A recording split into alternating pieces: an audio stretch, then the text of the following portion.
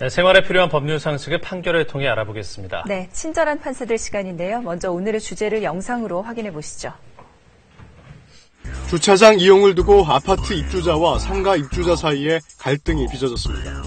아파트 단지 내 상가에서 화물 운송업을 하고 있던 A씨. 업종의 특성상 여러 대의 차량이 아파트 주차장을 이용할 수밖에 없었는데요. 심각한 주차난을 겪고 있던 아파트 입주자 대표회의는 A씨의 지정 차량 한 대에 대해서만 주차 스티커를 발급하고 A씨의 영업활동을 위한 다른 차량이 주차하는 것을 제한했습니다. 이에 불만이 컸던 A씨는 소송을 제기하는데요. A씨는 입주자 대표회의의 결정을 따라야 하는 걸까요? 과연 법원은 어떤 판결을 내렸을까요? 네, 주차난이 심각한 동네에서는 주차 시비가 종종 생기는데요. 이런 경우 법원은 어떤 판결을 내렸을지 정상철 판사와 함께 알아보겠습니다. 예. 이번 사건의 쟁점을 좀 다시 짚어보죠. 네, 이 사건에서는 아파트 입주자 대표회의가 상가 소유자인 원고의 차량 한 대에 대해서만 주차 스티커를 발급을 해서 원고 소유의 다른 차량에 대해서는 주차장 출입을 통제하는 데서 원고와 아파트 입주자 대표회의 사이에 분쟁이 발생했고요. 그것이 소송으로까지 이어진 경우인데요. 입주자 대표회의가 만든 주차장 운영 내규란 것이 있었는데 그 내규에는 아파트 차량 확인 스티커는 아파트 입주자에게만 발부가 되고 네. 스티커 미부착 차량은 한시적인 정차는 허용되지만 주차는 할 수 없도록 되어 있었습니다. 또 입주자 대표회의에서는 상가 입주자들의 단지 내 주차장 사용을 금지하도록 하는 결의를 하기도 했습니다. 그래서 상가 입주자인 A씨의 경우에는 영업에 여러 대의 차량이 필요한데도 차량 한 대만 주차를 할 수 있었고 네. 나머지 차량의 주차를 통제당하고 있었는데요. 이런 주차장 운영 내규나 입주자 대표회의에서 결의한 내용이 상가 입주자인 A씨에게도 효력이 미치는지 여부가 쟁점이 되었습니다. 네. 법원 판결을 보니까 1심, 2심, 대법원 다 이렇게 판단이 각기 달랐던 것 같아요. 네, 그렇습니다. 예.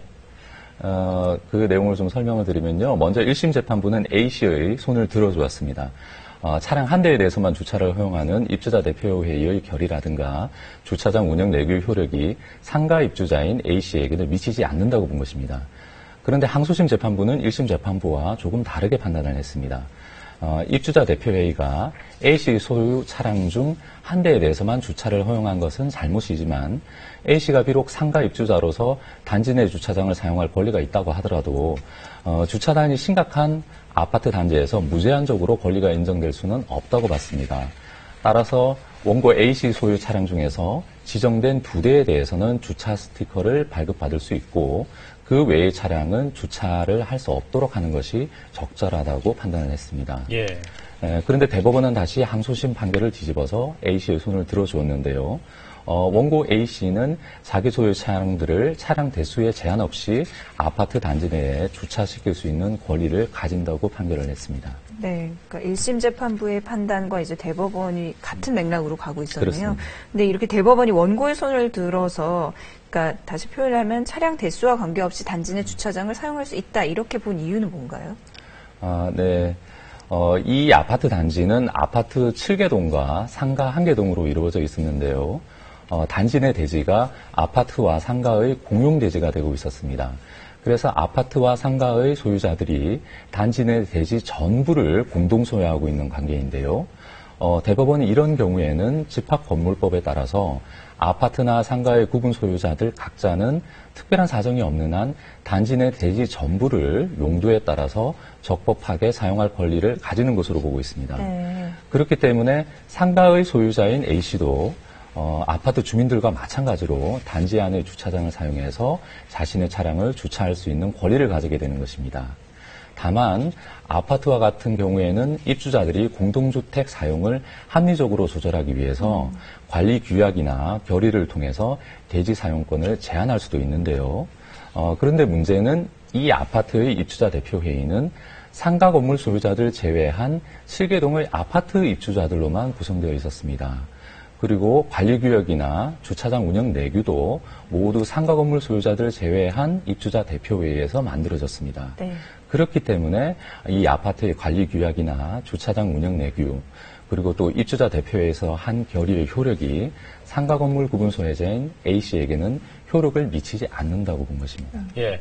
근데 요즘 또 그 외부 차량을 통제하기 위해서 이제 차단기 같은 걸 설치하는 단지들도 꽤 많이 있거든요. 근데 이런 경우에도 상가 입주자는 좀 불만이 있을 수 있겠다는 생각이 드네요. 네, 그렇습니다. 그런데 말씀하신 문제는 일률적으로 결론을 이야기하기는 어려울 것으로 보입니다. 예. 통상적으로 아파트 단지 내 상가에는 상가를 방문하는 손님들이 많죠. 그런데 단지 내 외부 차량의 출입을 통제하는 차단기를 설치하게 되면 손님들의 아파트 단지 내 출입이 어려워져서 상가의 영업에 지장이 있을 수 있을 텐데요.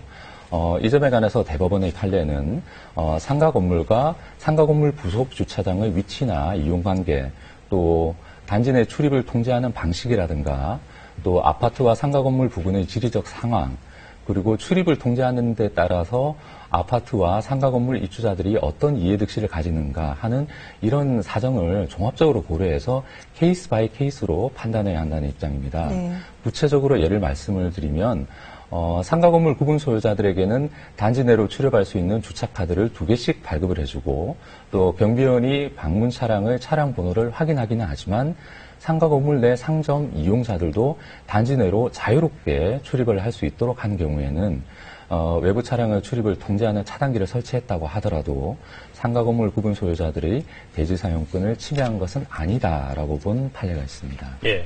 여기까지 듣도록 하겠습니다. 정상철 판사님 고맙습니다. 네, 잘 들었습니다.